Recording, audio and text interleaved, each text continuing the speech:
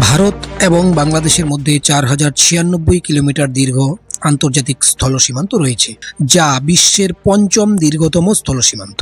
1947 সালে ভারতবর্ষ দ্বিবিভক্ত হয়ে স্বাধীনতা অর্জন করলে ভারতের পশ্চিম প্রান্তে পাকিস্তান এবং পূর্ব প্রান্তে পূর্ব পাকিস্তান অর্থাৎ বর্তমানে বাংলাদেশের জন্ম হয়। আর এর ফলে নতুন করে সীমান্ত নির্ধারণ করার প্রয়োজন দেখা দেয়। সীমান্ত নির্ধারণের মতো গুরুদায়িত্ব দেওয়া হয় স্যার সিরিল র্যাডক্লিফের কাঁধে। স্যার সিরিল র্যাডক্লিফ ভারত বাংলাদেশের মধ্যে সীমান্ত নির্ধারণ করেন বলে তার নাম অনুযায়ী ভারত বাংলাদেশ সীমান্তকে র্যাডক্লিফ লাইন বলা হয়। এবার আসা যাক স্যার সিরিল র্যাডক্লিফ কোন কোন বিষয়ের উপর ভিত্তি করে ভারত বাংলাদেশের সীমান্ত বন্টন করেন। প্রথমত, ধর্মকে তিনি বিশেষ গুরুত্ব দিয়েছিলেন। যে স্থানগুলি হিন্দু সংখ্যাগরিষ্ঠ সেই স্থানগুলিকে ভারতবর্ষে, অপরদিকে যে স্থানগুলি মুসলিম অধ্যুষিত সেই স্থানগুলিকে পূর্ব পাকিস্তান অর্থাৎ বাংলাদেশে অন্তর্ভুক্ত করেন। দ্বিতীয়ত, 1941 সালে ভারতে যে জনগণনা হয়েছিল তার উপর ভিত্তি করে তিনি জনসংখ্যা সম্পর্কে সম্যক ধারণা পান এবং ভারতকে বিভক্ত করেন। তৃতীয়ত, ভারতবর্ষ ও বাংলাদেশ নদীমাতৃক হওয়ায় বিভিন্ন স্থানে নদীকে তিনি দুই দেশের সীমান্ত হিসেবে বিবেচনা করেন, যেমন হারিয়াভাঙ্গা নদী ভারত ও বাংলাদেশের মধ্যে সীমান্ত নির্ধারণ করে। চতুর্থত, তিনি পাহাড় এবং পর্বতকেও সীমান্ত হিসেবে গণ্য করেন। ভারতের মেঘালয়, আসাম, ত্রিপুরা প্রভৃতি রাজ্যের অবস্থিত বিভিন্ন পাহাড় ভারত এবং বাংলাদেশের মধ্যে সীমান্ত বন্টন করে। অপরদিকে বাংলাদেশের কয়েকটি সীমান্তবর্তী জেলা যেমন ময়মনসিংহ, খুলনা, রাজশাহী, রংপুরে অবস্থিত বিভিন্ন পাহাড় ভারতের সাথে সীমানা বন্টন। পঞ্চমত, স্যার সিরিল র্যাডক্লিফ ভারত বাংলাদেশের সীমান্ত নির্ধারণের ক্ষেত্রে ভাষাকেও খুব গুরুত্ব সহকারে বিবেচনা করেছিলেন। ভারতের পূর্ব অঞ্চলের রাজ্যগুলির ভাষা বাংলাদেশের উত্তর পূর্ব অঞ্চলের ভাষাগুলির থেকে আলাদা, তাই তিনি এই সীমান্তে ভাষাকে খুব গুরুত্ব সহকারে বিবেচনা করেন সীমান্ত বন্টনের ক্ষেত্রে। ষষ্ঠত, ভারতের জাতীয় কংগ্রেস এবং মুসলিম লীগ এই দুই প্রধান রাজনৈতিক দলকেও তিনি বিবেচনায় রেখেছিলেন।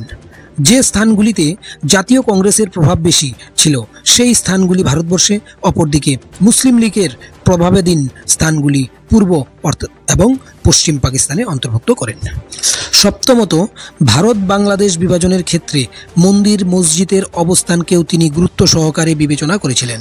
অষ্টমত, এই উপমহাদেশের স্থিতিশীলতা নিশ্চিত করার ক্ষেত্রেও তিনি গুরুত্বপূর্ণ ভূমিকা রেখেছিলেন।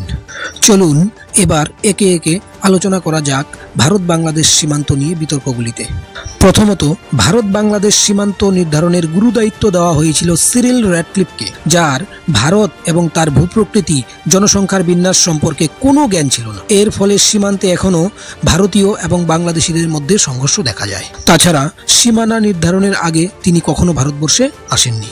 দ্বিতীয়ত, স্যার সিরিল র্যাডক্লিফকে এত বড় সীমানা নির্ধারণের জন্য মাত্র 5 সপ্তাহ সময় দেওয়া হয়েছিল। এত কম সময়ে এত দীর্ঘ সীমানা নির্ধারণ করা কোনোভাবেই সম্ভব ছিল না, তাই তিনি তড়িঘড়ি সবকিছু বিচার বিবেচনা না করেই সীমারেখা টানেন।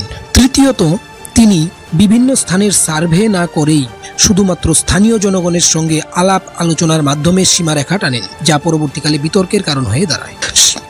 চতুর্থত, সীমানা নির্ধারণের ক্ষেত্রে ধর্মকে তিনি গুরুত্ব দিয়েছিলেন ঠিকই, কিন্তু ভারতের বহু স্থানে হিন্দু ও মুসলমানদের সহাবস্থান রয়েছে, যা তিনি অগ্রাহ্য করেন। এর ফলে বিভিন্ন স্থানে দেশ বিভাগের সময় সাম্প্রদায়িক দাঙ্গার সৃষ্টি হয়। পঞ্চমত, ছিটমহল সমস্যার তিনি কোনো সমাধান করতে পারেননি। ফলে পশ্চিমবঙ্গের কোচবিহার জেলা এবং বাংলাদেশের রংপুর জেলায় অবস্থিত ছিটমহলগুলি বিভিন্ন সময়ে বিভিন্ন বিতর্কের জন্ম দিয়েছে, যদিও 2015 সালে দুই দেশের সম্মতিতে ছিটমহল বিনিময় হয়। ষষ্ঠত, ভারতবর্ষ এবং বাংলাদেশের মাঝে অনেক গ্রাম এমনকি বাড়ি রয়েছে যার মাঝখান দিয়ে সীমান্ত টানা হয়েছে, যার ফলে সীমান্তে অবস্থিত দুই দেশের নাগরিকদের বিভিন্ন সমস্যার সম্মুখীন হতে হয়। সপ্তমত, সবচেয়ে বেশি সমস্যার এবং বিতর্কের সম্মুখীন হতে হয়েছিল বাংলাকে বিভক্ত করার ক্ষেত্রে, কারণ পশ্চিমবঙ্গকে বা ভারতবর্ষের অংশ, অপরদিকে পূর্ববঙ্গকে পূর্ব পাকিস্তানের অংশ করা হয়। এই দুই বঙ্গের মানুষের মধ্যে সাংস্কৃতিক এবং ভাষাগত মিল থাকায় তাদের মধ্যে অসন্তোষের সৃষ্টি হয়। অষ্টমত, বর্তমান বাংলাদেশের সিলেট এবং ভারতবর্ষের নদিয়া এবং মুর্শিদাবাদ জেলায় হিন্দু মুসলমান এই দুই ধর্মের মানুষের সহাবস্থান দেখা যায়। দুই দেশই এই সীমানা বন্টনে সন্তুষ্ট নয়। নবমত, এই বিতর্কিত সীমানা নির্ধারণের ফলে অসংখ্য মানুষকে নিজ বাসভূমি ত্যাগ করে অন্যত্র স্থানান্তরিত হতে হয়েছিল, আর এই স্থানান্তর আজও হয়ে চলেছে। সবশেষে বলা যায়, স্যার সিরিল র্যাডক্লিফ দ্বারা ভারত বাংলাদেশ সীমানার নির্ধারণ একটি তাড়াহুড়ো এবং অপরিকল্পিত প্রক্রিয়া ছিল, যা ধর্মীয় ও রাজনৈতিক দৃষ্টিভঙ্গির উপর ভিত্তি করে পরিচালিত হয়েছিল।